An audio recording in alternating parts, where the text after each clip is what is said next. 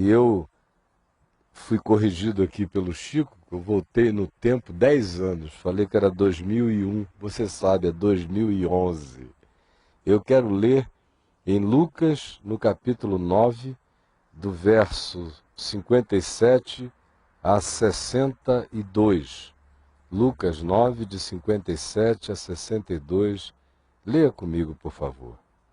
Indo eles caminho fora, alguém lhe disse: seguir-te-ei para onde quer que fores. Mas Jesus lhe respondeu: as raposas têm seus covis, e as aves do céu ninhos, mas o Filho do Homem não tem onde reclinar a cabeça. A outro disse Jesus: segue-me. Ele, porém, respondeu: permite-me ir primeiro sepultar meu pai. Mas Jesus insistiu: deixa aos mortos o sepultar os seus próprios mortos. Tu, porém, vai e prega o reino de Deus. Outro lhe disse: seguir-te-ei, Senhor, mas deixa-me primeiro despedir-me dos de casa.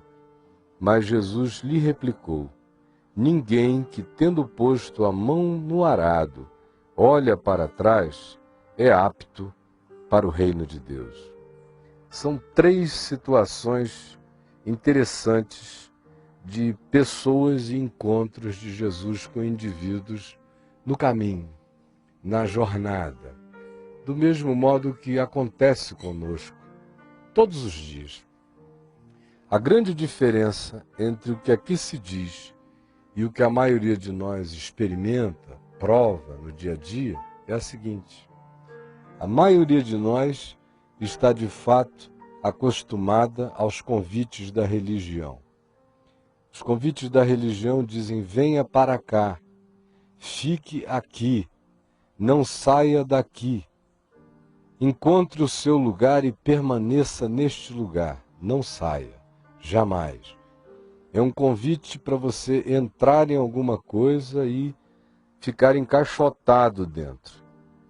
Além disso, o convite da religião propõe que aquele que aceite o seu convite não tem muita coisa a fazer a não ser cumprir as regras, as normas. A primeira delas é confessar com a boca que Jesus é o Senhor, é uma confissão oral. A segunda delas é, uma vez confessado, aceitar o batismo, que é um rito. A terceira realidade é tornar-se membro de um grupo, dessa sociedade imediata, onde você passa a ter responsabilidades e privilégios. Outra é que você precisa se tornar um contribuinte financeiro para mostrar a sua fidelidade a Deus e ao grupo, sobretudo ao grupo, hoje em dia muito mais aos donos dos grupos.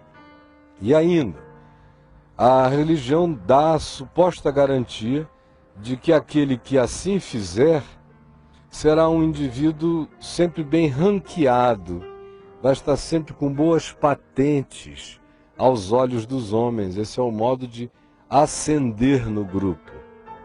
E esse é um convite extremamente fácil de se aceitar. É muito mais fácil aceitar o convite da igreja do que internar-se numa organização militar, onde o cara tem que acordar cedo, tem que lavar latrinas sem saber porquê, tem que tomar conta da casa do coronel sem muita razão de ser, especialmente num país como o nosso, onde as nossas forças armadas estão muito armadas de extrema inutilidade social.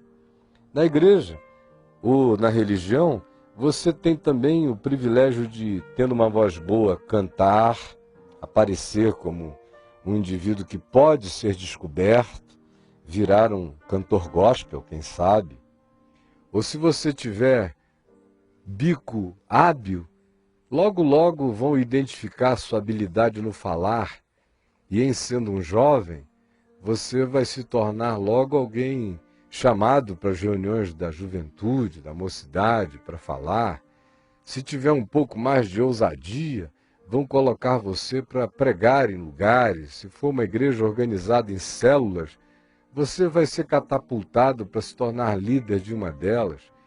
E aí você se torna visível e se torna percebido e ganha um status que vai desde louvores humanos em relação ao seu esforço espiritual, até mesmo aquela capacidade enorme de se tornar um centro, um polo de atração dos olhares para o bem e para o mal, depende do indivíduo.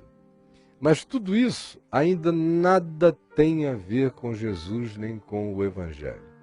Tem a ver com a sociedade, tem a ver com a maçonaria, tem a ver com o clube, tem a ver com esse chamado para participar e ser notado, enquanto você vai vivendo a vida dizendo, eu sou de Deus. E se perguntam a você por que você é de Deus, você vai dizer, eu sou de Deus por causa dessas coisas. Coisas essas que no Evangelho não figuram entre coisa alguma que caracterize o vínculo de alguém com Deus ou com Jesus. E aqui nós estamos exatamente no momento em que o convite de Jesus se explicita para todo ser humano, totalmente diferenciado dos convites da religião. Olha só, são 3 casos que o Evangelho de Lucas nos apresenta. No primeiro se diz, indo eles, Jesus e os seus discípulos, caminho fora, alguém lhe disse, foi proposta de um ser humano que chegou e disse, seguir-te-ei para onde quer que fores. Ora, essa é a declaração das declarações. Você há de convir que a grande expectativa que o Evangelho vivo tem em relação a nós é que a gente faça declarações dessa natureza. Seguir-te-ei para onde quer que fores. Vamos dizer assim que esse é o sonho de consumo de Deus. Que alguém chegue e diga, Senhor, seguir-te-ei aonde quer que tu fores. Mas Jesus conhecia não apenas palavras, e nunca se impressionou com linguagens, nem com formulações. O Evangelho de João nos diz que ele nunca se dava a confiar às pessoas porque ele bem sabia qual era a natureza humana. E frequentemente a gente lê no Evangelho a declaração de que Jesus, sabendo pelo seu Espírito o que lhes passava no coração, retirou-se, ou foi para algum lugar, ou tomou uma decisão, porque ele não lidava com essas categorias dos códigos verbais. Ele olhava a profundidade do coração. E mesmo diante de uma declaração tão poderosa quanto esta, ele não se impressiona. Seguir-te-ei aonde quer que tu fores. Mas ele olha dentro do coração do indivíduo, lá dentrinho. E ele sabe que o indivíduo tinha muito papo, muita logorreia, muita conversa, muita afirmação assertiva, mas nenhuma assertividade de fato para bancar, para garantir o envolvimento radical com Jesus, indo até as raízes do compromisso. De fato, sendo homem, para, em tendo declarado aquilo, viver conforme aquela declaração.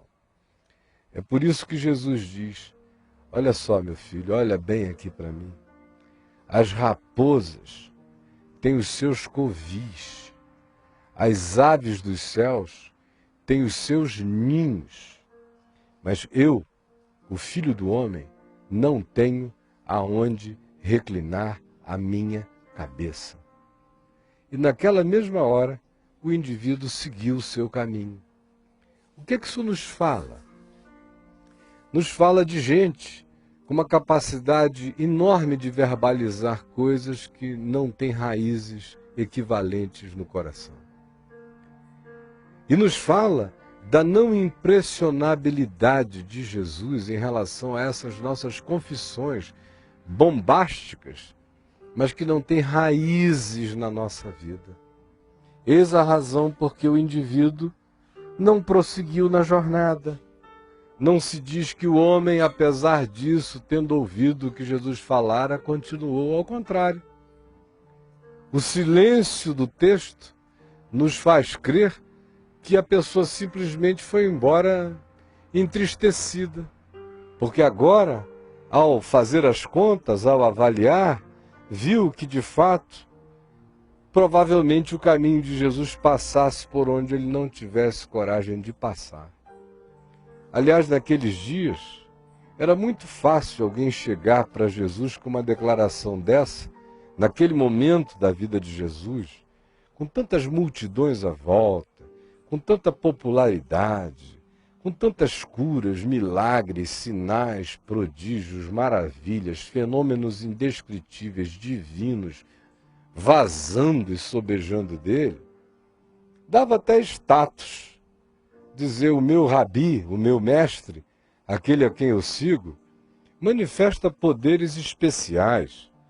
E mais, havia ainda a expectativa, não só dos discípulos de Jesus, mas muito mais enganadamente no resto da população, de que Jesus, em sendo o Messias, viesse a ser um Messias conforme a imagem e semelhança que eles tinham construído. Um Messias que, em chegando em Jerusalém, tomasse o poder, desbancasse o sinédrio, vencesse os romanos, libertasse politicamente o povo de Israel. Era um Messias à la teologia da prosperidade e libertação. Uma libertação com prosperidade. E aí, seguir-te-ei para onde quer que fores, era uma declaração que no coração do indivíduo dizia: eu vou te seguir porque eu sei que tu vais terminar muito bem. Eu vou te seguir porque eu sei que o teu caminho vai acabar num trono de glória. Eu vou te seguir porque eu quero estar incluído entre aqueles que receberem os privilégios da tua vitória. Só que tudo numa perspectiva imediata. Meses adiante, pouquinho tempo, 1 ano, 2 a mais, seria uma espera curta, mas a glória seria certa. Jesus, todavia, vem e diz: olhe bem para mim. As raposas estão numa situação muito melhor do que eu, do seu ponto de vista. Porque elas, pelo menos, têm suas próprias covas, nas quais elas urinam, defecam, marcam território e expulsam o inimigo, mas eles têm a sua própria cova e lugar de estar. E as aves dos céus têm os seus ninhos. Ninhos na mesma árvore, no mesmo canto, é um lugar de propriedade delas, onde elas espantam as outras aves, os outros inimigos, ali é a propriedade privada, o ninho. Mas eu, o Filho do Homem, não tenho nada disso, não estou prometendo nada disso, e não tenho nem onde reclinar a cabeça. Eu durmo por aí, aonde dá.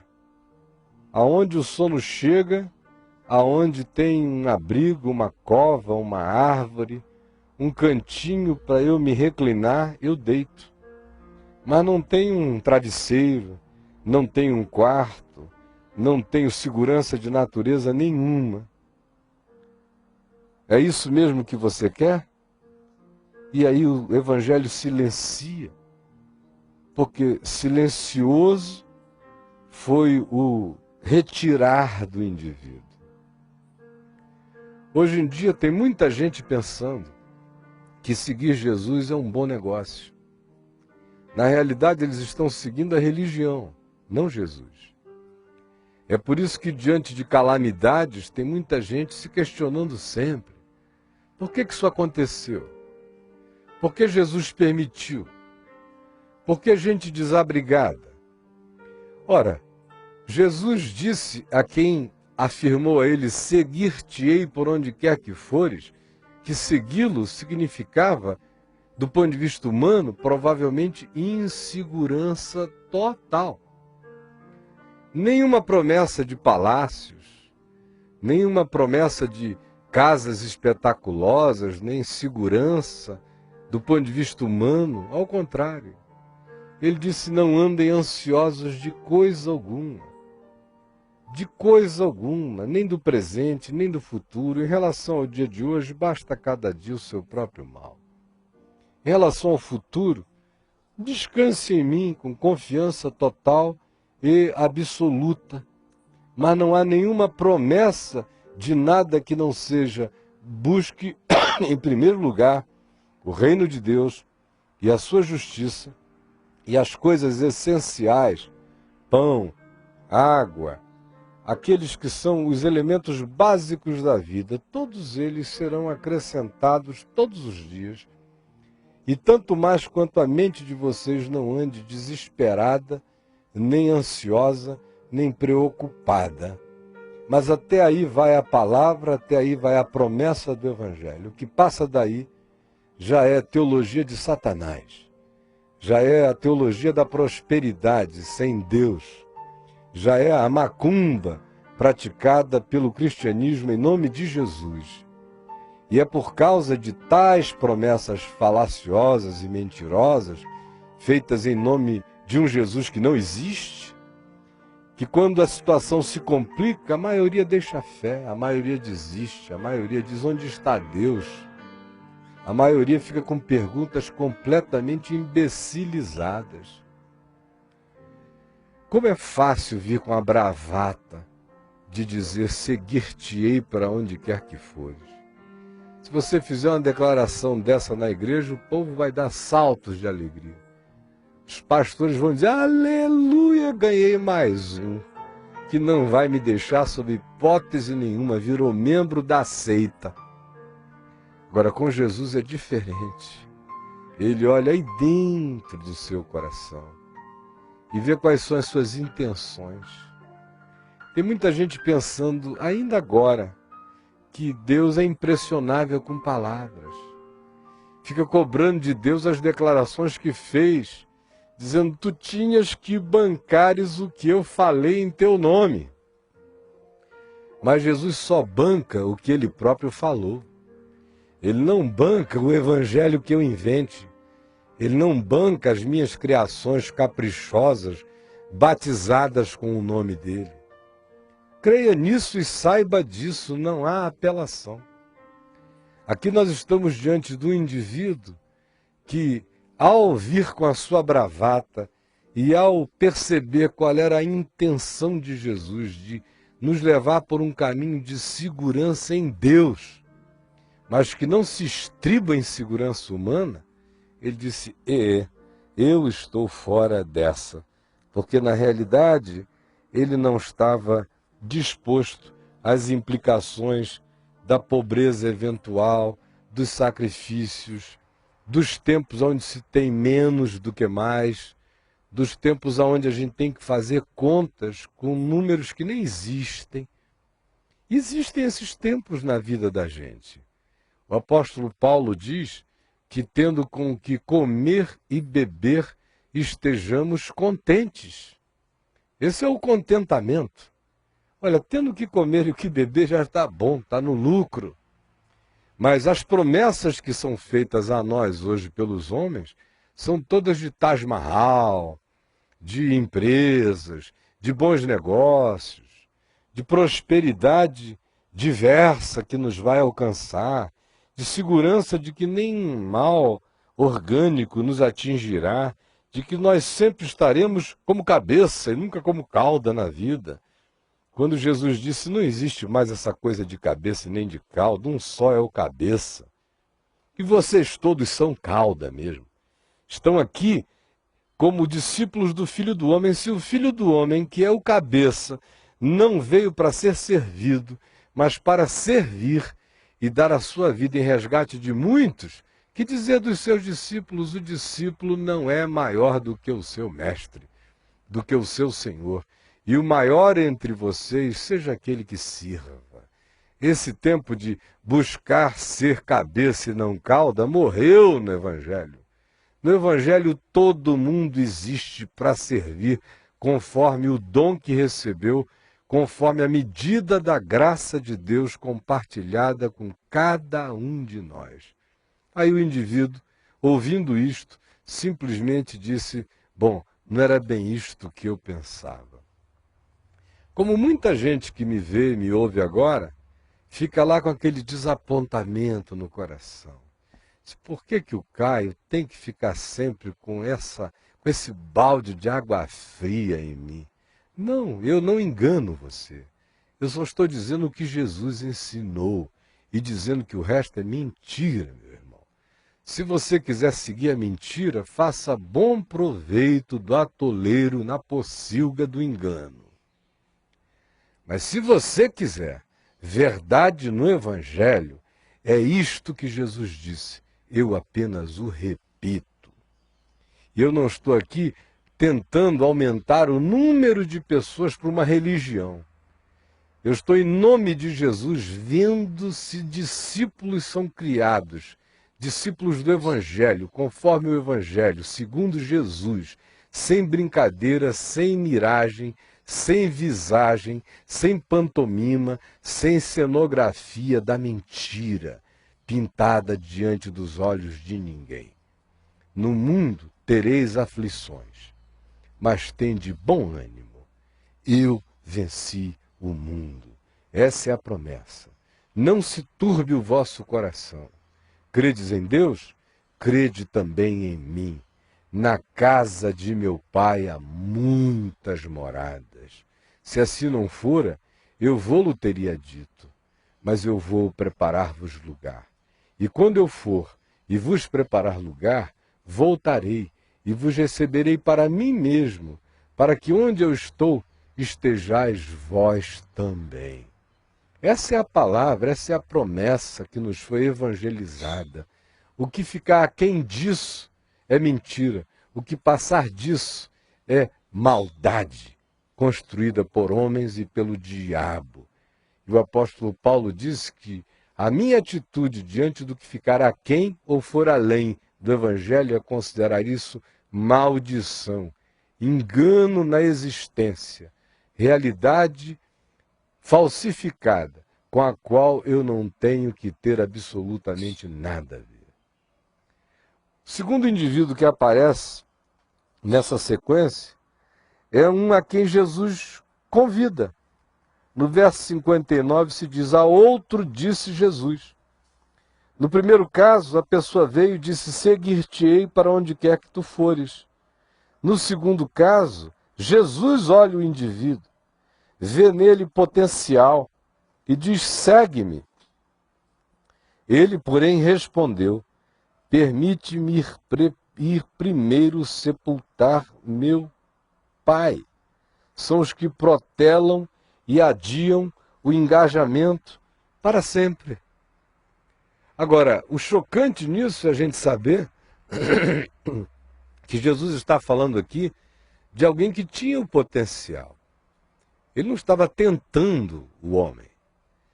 Se ele visse, como no primeiro caso, que o indivíduo não iria bancar a história, ele já avisa logo. Mas se ele vê alguém que tem tudo para seguir, como há pessoas que têm um recurso interior enorme, têm todos os meios humanamente disponibilizados para irem, tem a inteligência, tem a disposição, tem a energia, tem um monte de coisa, só falta decisão. E a decisão, nesse caso aqui, tinha a ver com uma libertação de natureza afetiva do ninho e do conforto familiar. O homem, quando disse, deixa-me primeiro sepultar meu pai, não é porque o pai do moço tivesse acabado de morrer, estivesse no primeiro dia da morte, nos preparativos para o enterro. O que ele estava dizendo, olha, enquanto meu pai não morrer, eu não saio de casa. Enquanto ele tiver vida, eu vou ficando por lá. Aí o pretexto é, eu vou ter que ajudar, vou ter que ficar próximo. Mas, de fato, era o argumento mais forte que ele tinha para tentar impressionar a Jesus, que seria contrapor o convite de Jesus para que o rapaz o seguisse com o mandamento de honra a teu pai e a tua mãe, para que te vá bem e tu sejas de longa vida sobre a terra. Só que Jesus nunca convida ninguém para desonrar pai e mãe. E seguir Jesus jamais implicará em desonrar a pai e a mãe. Significava dizer que o que Jesus fazia ao convidar aquele moço era dizer, olha, eu sei que tu podes. I know you can. Você pode. Eu sei que você pode. E o indivíduo responde simplesmente dizendo, eu poderia, mas deixa-me primeiro. Quando ele diz primeiro, ele admite que ele poderia. Ele apenas resolve que a prioridade dele é outra. Primeiro é a prioridade, é o que vem antes. Deixa-me antes, deixa-me primeiro sepultar meu pai. E aí, em relação a Jesus, não pode haver primeiro. Se eu digo que sou discípulo de Jesus, qualquer outra coisa é segundo daí em diante. Minha mulher vem em segundo, meus pais vêm em segundo, meus filhos vêm em segundo, meus netos vêm em segundo, meu ministério vem em segundo, minha vida vem depois. Jesus é o primeiro. Buscar em primeiro lugar o seu reino e a sua justiça é isto. Jesus vem primeiro. E ele disse que quem não tem coragem, por amor a ele, de fazer rupturas quando necessárias, até com pai, com mãe, com irmãos, com gente que a gente quer bem, mas que tenta sequestrar-nos contra o mandamento de Jesus, contra o chamado do Evangelho, quem não tem essa coragem não está apto para o reino de Deus, nem para ser discípulo dele. O chamado dele é tão radical que revoluciona completamente a ordem de coisas na vida da gente, nos faz rever o que é primeiro. Se Jesus é o Senhor, nenhuma paixão vem primeiro. Se Jesus é o Senhor, nem pai nem mãe vem primeiro. Se Jesus é o Senhor, ele é o primeiro. E nada que se desalinhe desse chamado dele vai ter primazia no lugar dele. Meu pai e minha mãe terão que ser sábios para me abençoarem enquanto eu sigo. Minha mulher terá que ser sábia para me abençoar enquanto eu faço a vontade dele. Meus filhos terão que ser sábios para se alegrarem com o privilégio de terem um pai que anda segundo a vontade de Deus. Não existe primeiro quando eu digo eu sou de Jesus.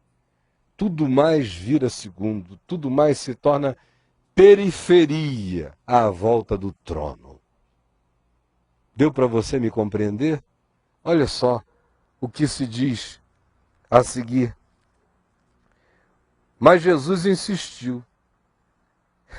Verso 60. Jesus insistiu. Que coisa interessante, Jesus insistiu. O potencial do indivíduo era tão grande que Jesus insistiu. Deixa aos mortos o sepultar os seus próprios mortos. Tu, porém, vai e prega o reino de Deus. Jesus insistiu. Insistiu, mas a insistência dele não significou nada. O indivíduo tinha tudo o que se precisava para cumprir a missão de ser em Deus e de viver para Deus e de se dar de maneira concreta e prática a Jesus, a causa do Evangelho e do reino de Deus neste mundo. Daí Jesus ter chamado, daí Jesus ter insistido. Mas mesmo assim, nada moveu o indivíduo daquele lugar. É trágica a situação da pessoa que tem todos os meios humanos, talentos, dons, recursos, inteligência, energia, saúde, tem tudo. mas de fato tem uma mente organizada pelo capricho. Gosta de Jesus, acha legal, acha bonito, acha lindo, mas diz, para mim é um pouco too much, é um pouco demais. Eu quero abençoá-la à distância, se precisar eu contribuo, mando uma grana, se precisar de alguma ajuda, estou por aqui, mas nada mais radical do que isso. O indivíduo ideal para ser pastor na religião é esse aqui. Para ganhar um bom salário, para ficar lá com sua segurança, e com o argumento sempre de que está fazendo essas coisas, não se mobiliza para nada, está sempre ali, querendo se enraizar nos lugares e não no coração de Deus, com os argumentos e os álibis das melhores afetividades. É por causa da minha mulher, é por causa dos meus filhos, é por causa do meu pai, é por causa da segurança, é por causa do que eu ganho, é porque eu não posso diminuir a renda familiar. São todos argumentos que a gente tem, mas que não colam. Não colam. Especialmente quando Deus olha e vê que Ele te deu tudo, para você explodir na graça dEle. Mas, infelizmente, as paixões, os confortos, as seguranças, as covardias, disfarçadas de bondade e de expressões de existência legal, vão fazendo você se tornar esse indivíduo que diz, Senhor, quando não tiver mais compromisso nenhum aqui ao meu lado, então eu te seguirei. Deixa-me primeiro cuidar das minhas coisas. E Jesus insiste mais uma vez. Olha, meu filho, deixa que aqueles que não enxergaram ainda o reino cuidem dos que estejam morrendo, sepultando corpos. Eu estou convidando você para olhar o invisível e fazer de você não um coveiro da vida, mas um ressuscitador de espíritos, um pregador do evangelho da ressurreição. Mas nem isso foi o bastante, como para muitos que me veem agora, eles apenas ouvem e dizem, puxa vida, eu admito no meu coração que eu não tenho essa disposição, mas ainda tenho aquela esperança de ser salvo pelo fogo. Vou fazer a melhor parte que eu puder na igreja, na religião, porque Deus vai me ver, vai me olhar, mas nada tão radical demais, não é? Aí vem um terceiro caso, que diz o verso 61, que outra pessoa nesse mesmo caminho, nessa mesma trajetória, disse a Jesus, seguir-te-ei, Senhor, mas deixa-me primeiro despedir-me dos de casa. Seguir-te-ei. Talvez o cara já tivesse ouvido a bravata do primeiro, seguir-te-ei aonde quer que fores. Bom, vai ver que a gente não pode dizer onde quer que fores, porque as aves dos céus têm os seus ninhos, as raposas os seus covis, mas os filhos do homem não têm onde reclinar a cabeça. Vai ver que ele não gosta de coisa muito exagerada. Já tivesse ouvido o convite dele a outro, a quem ele disse, segue-me, e o rapaz disse, seguir-te-ei. Mas deixa-me primeiro sepultar o meu pai. E já tivesse ouvido Jesus dizer, deixa aos mortos o sepultarem os seus próprios mortos. Então ele vem com uma adversativa, uma tese de equilíbrio, segundo ele próprio. Seguir-te-ei, Senhor. Seguir-te-ei, Senhor, mas deixa-me primeiro despedir-me dos de casa. No caso daquele que disse, deixa-me primeiro sepultar meu pai, era obviamente um casuísmo. Estava brincando com as palavras, criando um álibi, como eu expliquei anteriormente, de uma afetividade incontestável pelo mandamento, honra teu pai e tua mãe. Ou no primeiro caso, ele tivesse pensado, foi o excesso, foi a bravata, então eu vou ficar aqui no meio, nem tanto ao mar, nem tanto à terra, caminho do meio. Seguir-te-ei, Senhor, tirou onde quer que fores. E também não disse, deixa-me primeiro sepultar meu pai, porque ele disse, ele não é otário, papai não está morto. O outro cara estava dizendo, quando meu pai morrer, então eu te seguirei, isso poderia levar anos, eu vou ficar no meio do caminho. Deixa-me primeiro sepultar, ou deixa-me primeiro despedir-me dos da minha própria casa. Parece uma proposta extremamente equilibrada, razoável, ponderada. Nada contra. O único problema é o ardil mental, é a construção, é o engano, é a tentativa de fazer o game com Deus, com Jesus. É essa ponderação perversa. Porque ele nem precisava ter dito isso. Simplesmente tivesse andado com Jesus, ele ia ter tempo natural de ir em casa, voltar em casa, se despedir dos de casa, beijar os de casa, voltar para casa tantas vezes quisesse. Como aconteceu com Pedro, com os outros tantos que seguiram a Jesus e voltaram para casa muitas vezes. A Cafarnaum, a sogra de Pedro foi curada. Ele, obviamente, já não era mais um cara preso à geografia. Ele andava, especialmente naqueles 3 anos, foi uma grande mobilidade, mas eles voltavam. Mas esse assunto nunca existiu. Jesus nunca puxou esse assunto. Segue-me e não te despede dos de casa. Segue-me e quando teu pai morrer, nem para isso tu terás tempo de vir para o sepultamento. Isso nunca foi um assunto de Deus. Um assunto do homem querendo conversa fiada. Aí vem esse cara com essa ponderaçãozinha perversa. E é isso aqui que mata. É quando a gente acha, como diz o Salmo, que é possível guardar coisas profundas no coração, escondidas de Deus. Como se houvesse um recôndito impenetrável. Ele diz, deixa eu criar a minha própria ponderação, a minha teologia de discipulado. É muito mais equilibrada. O que eu vou dizer é apenas, deixa-me primeiro despedir-me dos de casa. Mas quando alguém diz, seguir-te-ei, Senhor, o que ele tem que saber é que aí tem um ponto parágrafo e não um ponto e vírgula. Nem uma vírgula, nem um travessão, nem uma continuidade. É ponto parágrafo, com exclamação. Seguir-te-ei, Senhor, e pronto, e ponto. Mas ele inclui uma adversativa de ponderação. Seguir-te-ei, Senhor, mais. Quando a gente diz Senhor, não tem mais, mas. Entendeu? Ou é Senhor, ou é mas. Mas se a gente diz Senhor, não tem mais, mas nenhum. Acabou. Seguir-te-ei, Senhor, ponto. Mas primeiro deixa-me despedir-me dos de casa, já não era pelo ir despedir-se dos da sua casa.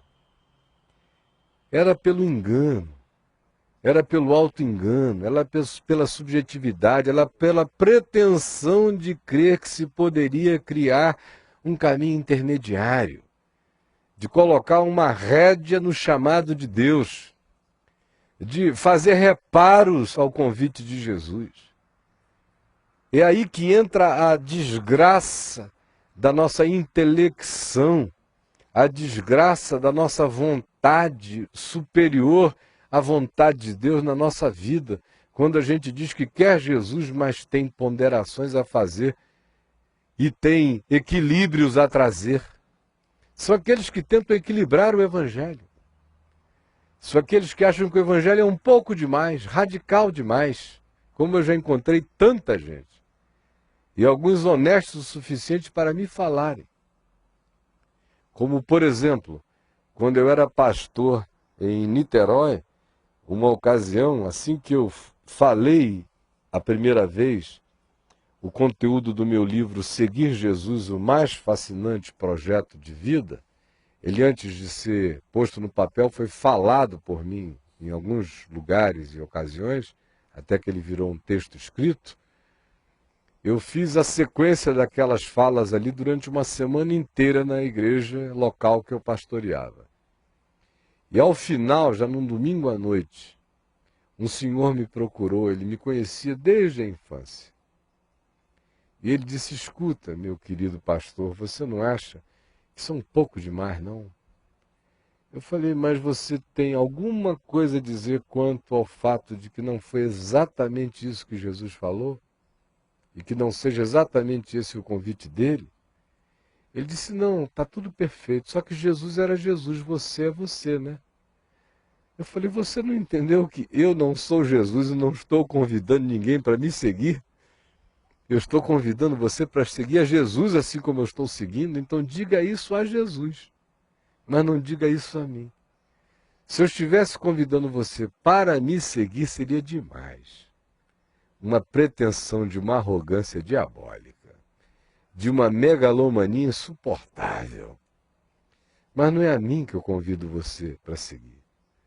Eu estou tentando me colocar sob o jugo desse convite, sem arredar o pé. Veja você o que você fará com o convite de Jesus, porque esse convite não vem de mim, não procede de mim, não é meu e não é para me seguir. Hoje, você que me vê aí, talvez seja um desses que não entenderam ainda a urgência dessa história toda. Como eu disse há pouco, não há absolutamente nada errado em sepultar o pai, a mãe, em estar em algum lugar e alguém dizer, olha, seu pai não está bem de saúde. Ao contrário, se alguém não cuida dos seus, especialmente dos da sua própria casa, tem negado a fé e é pior do que o incrédulo, é o que também nos ensina a palavra de Deus. Não há nada errado, ao contrário, é certo e despedir-se dos de casa, dizer, olha, estou indo. Não sei quando eu volto, mas vocês podem me contactar desse jeito, desse modo. E em havendo qualquer necessidade, eu farei de tudo para estar aqui. Esse é o correto. A questão toda, como eu disse, residiu e reside no ludíbrio, no engano, no game, no joguinho, na tentativa de moldar o evangelho à nossa imagem e semelhança e criar uma zona de manobra para os nossos confortos pessoais e para os nossos caprichos pessoais. No entanto, especialmente nesse último caso, mas incluiria todos os três aqui por mim expostos, minha mente não consegue deixar de lembrar-se do que Elias fez com Eliseu. Aliás, hoje de manhã, foi essa a palavra que me veio fortemente ao coração. Aquela declaração de Elias a Eliseu, tu já sabes o que eu fiz contigo. Tu já sabes o que eu fiz contigo. Depois que Elias tinha matado os profetas de Baal e do poste ídolo, e depois que ele teve aquela crise de angústia depressiva, quando a mulher de Acabe, a Jezabel, a feiticeira perversa, disse que mataria a Elias por ter matado os profetas de Baal e do poste ídolo, ele saiu correndo, foi acabar se refugiando no deserto do Sinai, no Monte Horebe, numa gruta, onde ele ouviu a voz de Deus que disse, o que você faz aqui, Elias? Sai daqui, vai até a Síria e unge Azael, rei da Síria. Vai até Israel, rei no norte, e unge Jeú, rei no lugar de Acabe. E continua andando e tu vais encontrar a Eliseu. Unge Eliseu, profeta, em teu lugar. Quem escapar à espada de Azael, não sobreviverá a de Jeú. E se alguém escapar à espada de Jeú, não sobreviverá à espada de Eliseu. Aí o Elias saiu e encontrou Eliseu, filho de Safate, de Maalá. E o texto diz lá, no primeiro livro de Reis, que quando Elias viu a Eliseu, Eliseu vinha com 12 juntas de boi arando diante dele, no meio do trabalho. Juntas de bois, arando a terra. E Eliseu segurando ali o trabalho inteiro quando veio Elias e o chamou. E disse, olha, vem comigo, segue-me. E Eliseu disse, deixa-me então ir primeiro em casa, despedir-me dos meus. E o Elias disse, vai e volta, porque tu já sabes o que eu fiz contigo. Porque tu já sabes o que eu fiz contigo. Jesus estava aqui dizendo que o chamado dele era infinitamente mais radical do que o de Elias. E em segundo lugar, ele também estava ensinando que o que Eliseu propôs não foi nenhum tipo de jogo, nem de game. Não havia nenhum ludíbrio, não havia nenhuma tentativa de criar uma reserva técnica para equilibrar o chamado conforme o prazer pessoal do indivíduo. E Elias disse, vai e volta, eu vou esperar. E o Eliseu foi, pegou uma das 12 juntas de boi e imolou os bois, ofereceu uma comida, fez uma churrascada para a família e para os amigos, despediu-se de todos, e aí então foi e seguiu ao profeta Elias, e ficou 13 anos seguindo a Elias antes de Elias ser levado às alturas. E antes de Eliseu fazer qualquer coisa concreta, objetiva, como sucessor de Elias na terra. 13 anos de silêncio, só seguindo a Elias. Jesus disse, olha, em outras palavras, eis aqui está quem é maior do que Elias. E o chamado de Elias era ainda para se carregar uma espada. O meu chamado é para que se pregue com a espada que sai da boca o evangelho do reino de Deus. E eu sou maior do que Elias. E no coração de Eliseu não havia ludíbrio. Ele queria só um tempinho mesmo. E o tempinho ele teve mais 13 anos para melhor se preparar. Agora não venha para mim com nenhuma forma de tentativa de me equilibrar. Eu quero perguntar uma coisa a você. Você tem tentado equilibrar o evangelho na sua vida? Você tem feito ardis interiores e psicológicos para que o evangelho fique mais palatável, fique mais light? Quando eu comecei a pregar a palavra nessa segunda fase da minha vida, significando dizer do ano 2000, 2001 para cá, outra vez, depois de estar pregando há 30 anos, desde os 18 anos de idade, muita gente chegou dizendo, o Caio agora está pregando o evangelho light. Bobinhos. Zero são vocês, cocas zeros. Não é nem coca light, vocês são coca zero. Light é essa coisa que pregam lá na sua igreja. Dizem que se você puser dinheiro, você está garantido. Se você virar a cantora gospel no palco da igreja, ou cantor, ou membro do coral, você está garantido. Se você for batizado com água ou em água, seja lá como você queira, você está garantido. Light, zero para você, meu irmão. O negócio aqui não tem arranjos. Eu não estou aqui para equilibrar o evangelho na minha vida. Eu estou aqui para equilibrar a minha vida no evangelho. Eu não estou aqui desejoso de diminuir ou suprimir ou tirar nada do evangelho. Meu único desejo é um só. Senhor, me insere no evangelho segundo a tua vontade. Quem não entendeu isso é porque o Deus deste século cegou o entendimento dos incrédulos para que eles não deem crédito no evangelho, para que não sejam salvos pela verdade. Esta é a palavra de Jesus nesta manhã. Sem rodeios, sem acréscimos. Agora decida você. Quem você tem sido nessa história toda? Você é daqueles que ficam tentando equilibrar o evangelho na sua vida? Ou você é aquele que quer equilibrar a sua vida segundo o evangelho?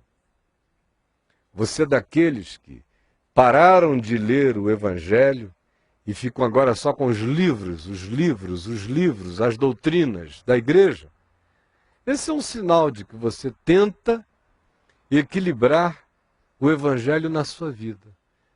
Porque aquele que de fato quer equilibrar sua vida no evangelho, não faz perguntas, não diz, Senhor, deixa-me primeiro, deixa-me antes, seguir-te-ei mas.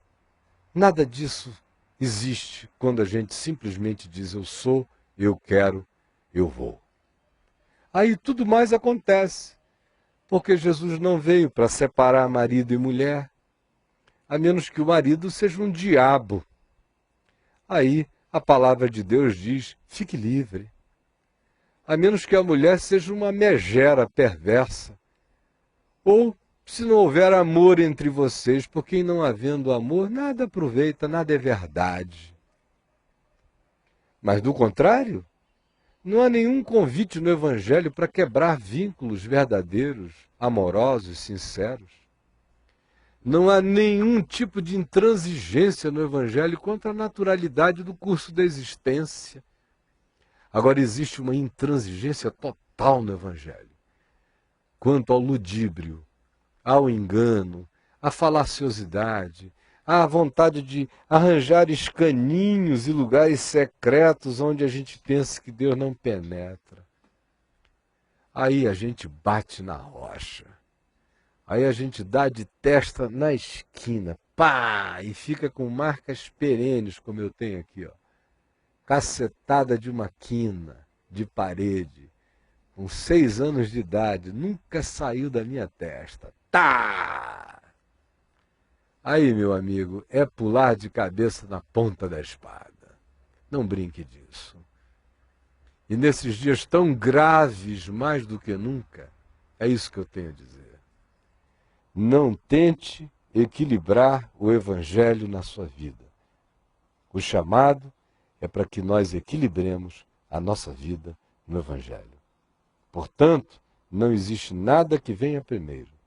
Não existe nada para se interpor. Não existe nenhuma ponderação a ser feita. Só existe um chamado, um convite.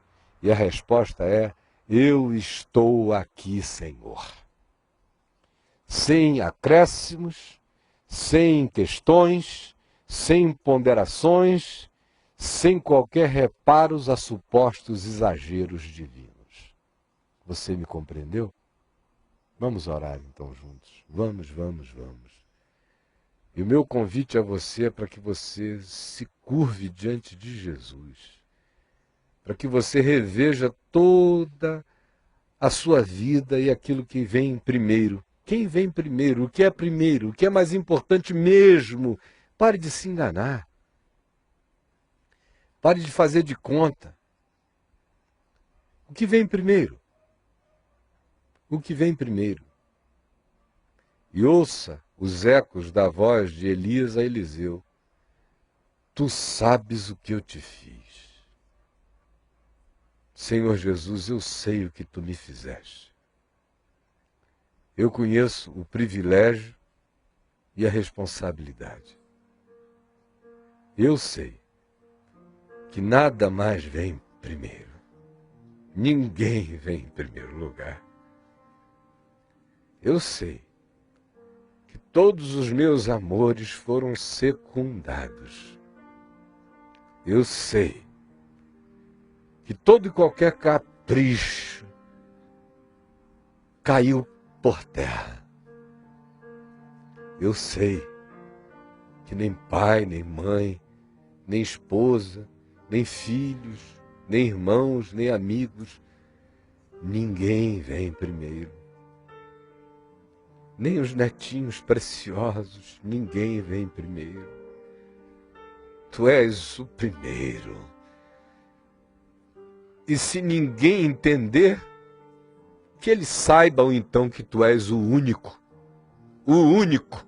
O único. Se eles não quiserem vir em segundo, viverão para assistir o fato de que tu és não só o primeiro, tu és o único. Eu quero te pedir, Jesus, por todo aquele que ouve e vê nesta manhã, ou tarde, ou noite, em volta deste planeta, e rogar que as desculpas acabem. Nós temos te tratado como se tu fosses Baal ou um ídolo, como se a gente pudesse ter ludíbrios, enganos e voltinhas e joguinhos a brincar contigo. Ajuda-nos a aceitarmos o convite, sabendo que é um privilégio. E também permite-nos chegarmos sem bravata, sem dizer que iremos aonde quer que tu vás, porque tu vais e foste a lugares por mim que eu não tenho coragem de penetrar. Tu desceste ao inferno, ao Hades, para que eu lá não fosse. Tu te colocaste na mais profunda sepultura da morte, para que eu não morresse essa morte. Eu não posso ir aonde tu vais, eu só quero ir aonde tu me chamares para ir. Então salva-me das bravatas, porque tu não és o Deus das bravatas. Eu te peço, Jesus, que tu também me salves e salves a todos aqueles que estão nos vendo e ouvindo agora, de ficarmos com adiamentos, agora não, agora eu tenho que namorar, agora eu tenho que ter esse filho, agora eu tenho que terminar essa faculdade, agora eu tenho que, seja lá o que for, como se o teu chamado nos inviabilizasse para a vida. Ao contrário, tu nos chamas para que tu sejas o primeiro em nós, no centro da vida. E seguir-te é andar contigo, não necessariamente abandonar pessoas, vínculos, relacionamentos, é andar contigo e levar-te para dentro da vida que nos cerca, a menos que aqueles que nós amamos não queiram te amar e nos repudiem por causa do teu nome. Do contrário, seremos sal da terra e luz do mundo, no ambiente imediato das nossas vidas e também para além de nós, aonde quer que tu nos semeis. E salva-nos, Jesus, de ficarmos querendo equilibrar a Deus, de querermos desenvolver um evangelho light, a nossa imagem e semelhança, ou conforme as peculiaridades do nosso engano, auto-engano, capricho, preguiça, covardia ou dissimulada maldade. Tu és o primeiro, tu és o único, tu és o Senhor. Por favor, Espírito Santo, escreve a ferro e fogo essa palavra no meu coração e no coração dos meus irmãos. É o que eu te peço, em nome de Jesus. Amém. Amém.